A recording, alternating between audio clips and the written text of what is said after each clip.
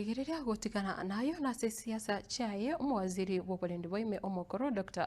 Matiang'i nigo bono anyarire kubora kuna serikali nebonete gotebigwa amaene ane muno chingaki ebintu byabeire bikororokana bitari kugenda buya nigo ayega ayakwana kurwase county ya Busia ase omoyega wokomwenia ngina umwaziri omukuru nere umenyekanete buna ababu na mwamba na boigo nigo anyarire kuboria aba Kenya kupatirana elio konyora obukoreri obuya kuro ase serikali enene.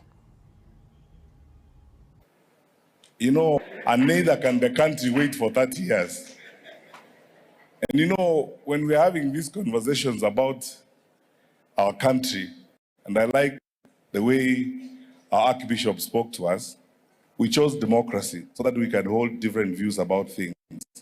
Very respectful myself of government because I just left there 3 years ago, and the structures of government. So, Osia, who spoke here a while ago, was my officer when I was the Minister of Interior, and so many house. When we say the things we say them because we are brothers and sisters. And when you are brothers and sisters, when something goes wrong even in your home, you talk to each other. Kama familia. Kama kuna shida, tunazungumza sisi wenyewe. Unajua, it doesn't work in Busia, it doesn't work in Bungoma, it doesn't work in... I mean, in saying that, I have not committed any mistake. I'm just saying, can we work on...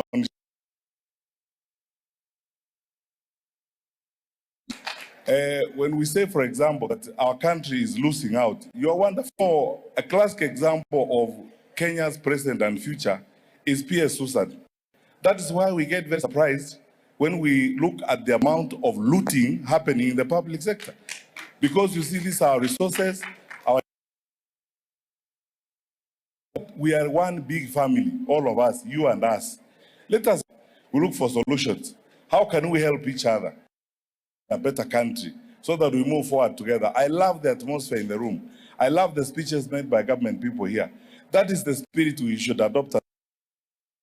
There's something that is not working, we solve it and we work on it together. And especially, by the way, this wonderful mother.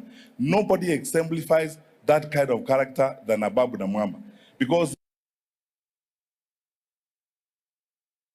and some of the leaders who are here have just met Christine Mango, whom I worked with, Mheshimiwa Wanjala, people we are tukawanye na hii mambo ingine sababu itakuja kuisha. Lakini tuombeane, tuombee nchi yetu, tutafute suluhisho kwa shida zetu, pole pole. Nobody is going to come from anywhere and solve those problems. A lot of people say, and those of you, because Busia, for one thing, it's one part of our country that has produced some of the smartest people. People say, especially in management, that in companies, you look at the bottom line, the results at the end of the trade. Mwancho murigereria gotigana nayo omojumbe o South omogirango omoske Silvana